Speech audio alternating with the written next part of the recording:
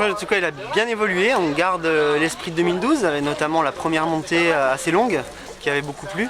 Par contre, en deuxième partie, un circuit qui colle plus au format actuel de Coupe du Monde, avec beaucoup plus de virages, partie plus nerveuse, des petites montées, petites descentes, et beaucoup de visibilité pour les spectateurs, puisqu'on va rester sur la même colline, avec une visibilité quasiment 80% pour les gens qui seront au-dessus, et également pour ceux qui seront en bas à la ligne des départs arrivés.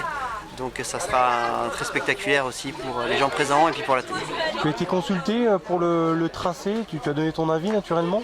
Oui, j'ai donné mon avis, mais j'étais vraiment ravi de voir le travail effectué par l'organisation et puis par les bénévoles du club vosgien. Ça c'est aussi une belle histoire, on peut dire, parce qu'on parle souvent de cohabitation sur les sentiers, dans les massifs, entre les marcheurs, les VTTistes, etc. Et là on voit une belle cohabitation puisque c'est le club vosgien, les marcheurs, qui travaillent avec pelle et pioche pour créer les sentiers pour les VTTistes. Donc c'est sympa. Quel souvenir te laisse ta dernière victoire à la Bresse?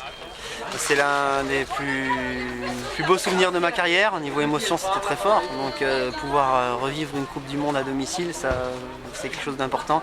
C'est pour ça l'année prochaine, c'est une année olympique. Il y a bien sûr l'objectif olympique, mais la Bresse, j'y pense beaucoup.